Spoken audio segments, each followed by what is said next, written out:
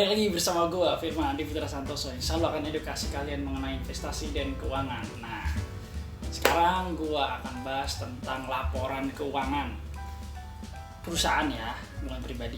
Kenapa ini penting? Karena ini untuk investasi di pasar modal ataupun investasi di bisnis, menurut gue laporan keuangan merupakan hal yang paling krusial. Kita harus tahu cara membaca laporan keuangan itu kayak gimana sih. Dan nggak pakai ribet. Cukup 3 hal yang kalian tahu di laporan keuangan, yaitu mengenai income statement. Kalau bahasa Indonesia itu namanya laporan laba rugi. Yang kedua itu balance sheet atau kita sebut sebagai neraca dagang, neraca lah. Dan yang terakhir itu namanya cash flow statement. Kalau kita sebut biasanya laporan arus kas. Gua akan jelasin ini semua lewat aplikasi. Kalian bisa download aplikasinya di Play Store atau di Apple Store, namanya RTI Business. Gua nganalisa, dan itu juga bisa kalian pakai dalam menganalisa suatu perusahaan atau suatu bisnis lah. Jadi stay tune, dengerin sampai. Nah, kita langsung aja masuk ke aplikasinya, yaitu namanya RTI Business. Nah, kita bisa lihat di kiri bawah gua ya. Nih kiri bawah gua nih. Kita buka. Oke, nah ini nih aplikasinya modelnya kayak gini. Sekarang gue akan kasih tau kalian gimana sih cara baca laporan keuangan dari aplikasi ini. Pertama, kalian harus lihat dulu saham-sahamnya. Kalian mau lihat apa? Nah, kalian bisa tulis sahamnya di sini, misalkan Astra gitu ya. Astra atau misalkan Auto, terserah kalian lah apa. Nah, gue punya nih beberapa saham yang gue pantau lah. Gue akan coba, kita coba Telkom aja ya. Ini tampilannya ketika kalian melihat satu perusahaan gitu kan. Kalian udah klik satu perusahaan, keluar kayak gini. Jadi gue akan kasih tahu gimana cara cepat membaca laporan keuangan. Nah, ini financial. Jadi di sini ada quarterly, itu artinya per kuartal. Jadi laporan keuangan per kuartal. Nih, jadi per kuartal itu misalkan dari Desember ke Maret. Nah, itu kan 3 bulan, jadi per 3 bulan sekali. Dari Maret ke Juni juga 3 bulan sekali. Jadi laporan keuangan per kuartal. Kalau yang annual itu per tahun. Jadi tahun 2016, 17, 18, 19, 20. Nah, laporan keuangannya. Nah, yang gue bilang tadi, jadi di financial statement atau laporan keuangan itu ada 3. Ada income statement, ada balance sheet, sama ada namanya cash flow statement. Nah, kita bahas satu-satu ya. Kita ngomongnya per tahun aja deh, lebih mudah ya. Jadi ini nanti sama aplikasi sama per kuartal. Simple aja. Jadi kalian gak usah repot-repot membaca, nyari-nyari data segala macam. Di sini menurut gue udah cukup lengkap untuk kalian analisa. Nah, kita lihat misalkan di tahun 2016 itu omsetnya itu sekitar 100 lebih triliun lah, yang warna ungu tuh di kiri. Nah, terus net income-nya itu di sekitar 15 triliun yang biru 2016. Artinya net profit margin-nya itu sekitar 16%. Nih, yang hijau buletan di kiri. Nah, itu jadi itu cara bacanya di income statement. Nah, kita langsung sekarang ke balance sheet. Ini annual ya, annually. Balance sheet neraca suatu perusahaan. Di sini ada 4 komponen. Nah, itu ada equity, itu yang warna emas. Yang warna merah itu liabilities atau utang. Yang biru ini aset. Tosca atau hijau-hijau biru itu DER, debt equity ratio. Nah, equity ini apa sih? Nah, equity sebenarnya kayak kekayaan perusahaan tersebut lah, atau modal perusahaan tersebut. Kita lihat 2016 aja ya. 2016 itu dia equity-nya sekitar 100 triliun lah itu. Aset dikurang liabilities harus equity. Ibaratnya itu 0. Contoh, gue punya rumah nilainya 1M tapi punya utang 800 juta. Artinya kekayaan gue cuma 200 juta. Jadi 800-nya itu dalam bentuk liabilities, 200-nya dalam bentuk kekayaan kita, 1M itu aset kita. Itu cara baca balance sheet.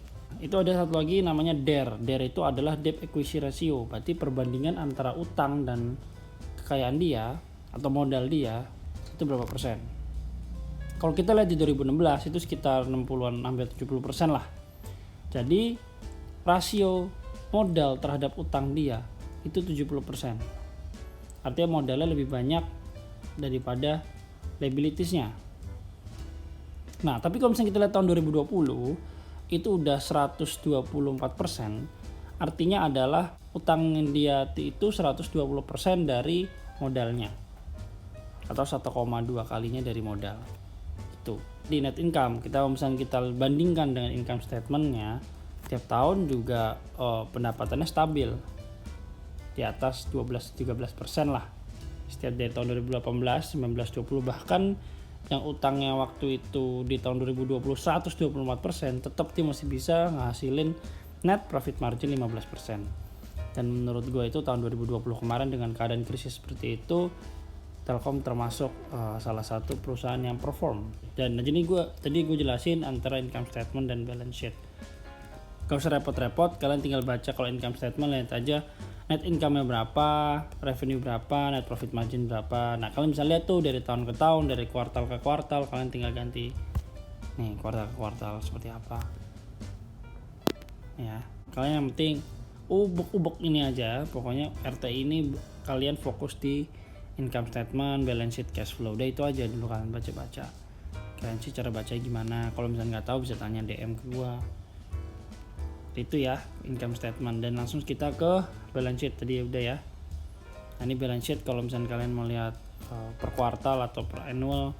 Oke, jadi itu balance sheet sama income statement. Dan yang terakhir ini namanya cash flow. Ini penting sekali. Kenapa? Karena ini merupakan kalau misalkan manusia ini tuh darahnya, saluran apa ya? Blood vessel. Blood vessel itu apa ya? Pembuluh darah. Nah, darah cash itu tuh darahnya gitu.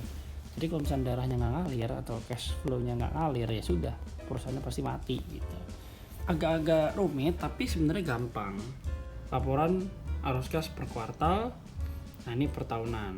Nah, sebelum melihat grafik ini bingung nih, kita harus baca dulu keterangannya. Di bawah itu ada warna ungu, warna hijau, warna biru, warna pink orange, sama satu lagi warna apa ini ya, jingga. Jadi kita harus tahu dulu maksudnya apa. Jadi ada cash flow operating. Nah, cash flow operating itu kayak bagaimana si perusahaan ini tuh menghasilkan uang dari operasi sehari-hari. Nah, nanti ini hasil dari operating cash flow ini nanti jadi laba rugi perusahaan. Kalau investing, ini itu aktivitas investasi dari suatu perusahaan tersebut. Warna hijau tuh kadang bisa naik, bisa turun ya kan. Tentang cara menumbuhkan bisnis dan menghasilkan lebih banyak uang di masa depan. Jadi ini untuk investasi nih. Nah, kalau yang biru itu financing atau kita sebut pendanaan. Nah, itu juga ada yang minus, ada yang plus. Itu berkaitan dengan transaksi antara perusahaan dan pemasok modal. Kayak misalkan ada penerbitan saham, obligasi, dividen, nah itu semua. Nah, kalian tuh selalu melihatnya di bagian kiri nih, yang 65 triliun sampai minus 65 triliun. Jadi bedain ya.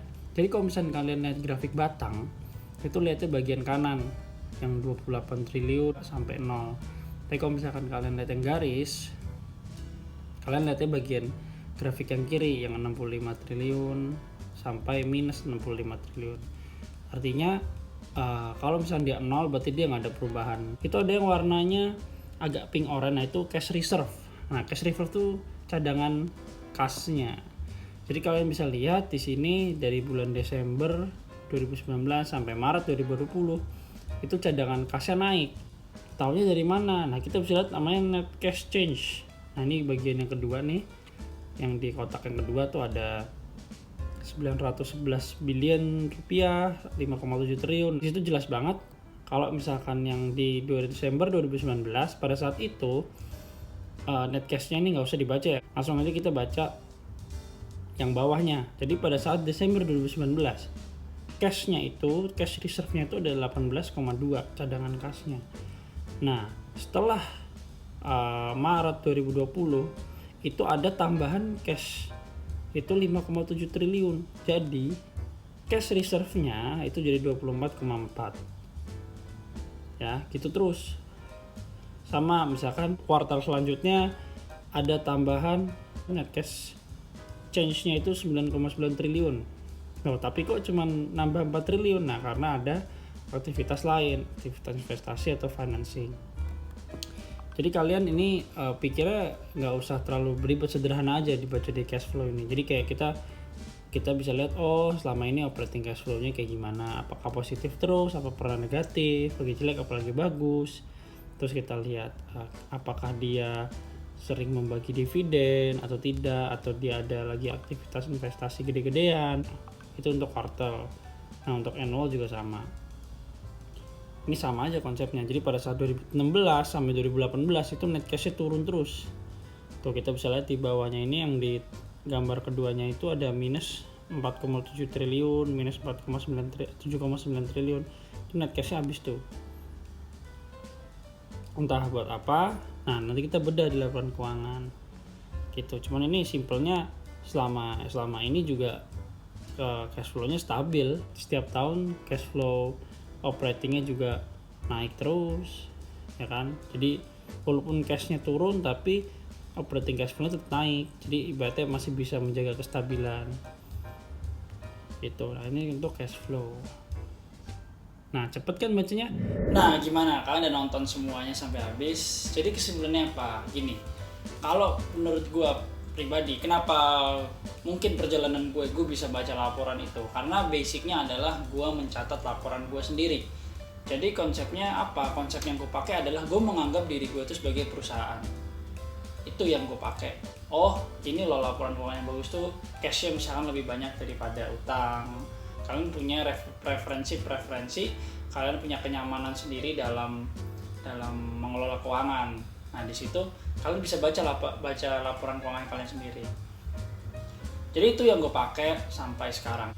Jadi kita kalau bisa mengelola diri kita sebagai perusahaan, ya kita bisa melihat perusahaan itu cocok nggak buat kita. Oh, ini laporan keuangannya pas nggak buat kita. Cara-cara mereka mengalokasikan dananya, atau gimana cara mereka save duitnya. Basicnya balik ke diri kalian sendiri. Waktu itu gue juga nggak bisa baca laporan keuangan sama sekali. Akhirnya gue coba mencatat pengeluaran dan pemasukan gue evaluasi sendiri. Nanti gue juga ngasih referensi buku yang gue baca tentang laporan keuangan. Nanti ada link di bawah ini, kalian bisa download aja di Google Drive. Atau kalian bisa DM ke gue aja deh, Kalian bisa DM ke gue buku referensinya apa, nanti gue juga masukin link deh kalau misalnya emang bisa. Itu aja yang bisa gue kasih kalian. Rajin-rajinlah membaca laporan keuangan. Kalian lama-lama akan terbiasa, dan kalau udah terbiasa tuh sangat-sangat kayak udah ketemu titik nyamannya sendiri. Gue nyamannya dengan perusahaan seperti ini loh. Ibaratnya kita perusahaan baru kenal nih, tapi kita baca laporannya. Laporan gini. Oke. Oh, nih layak nih gue investasiin gitu. Nanti kita baru ngomongin return apa segala macamnya, itu nanti. Yang penting kita bisa baca dulu nih, ini perusahaan bagus apa enggak nih dari laporan keuangannya. Itu aja dari gue. Semoga bermanfaat, dan jangan lupa subscribe, like, dan komen ya. Kalau misalnya ada yang ditanyain, langsung aja komen di bawah ini. Nah, next ini gue akan ngasih video tentang yang lagi booming, itu tentang kripto sama saham.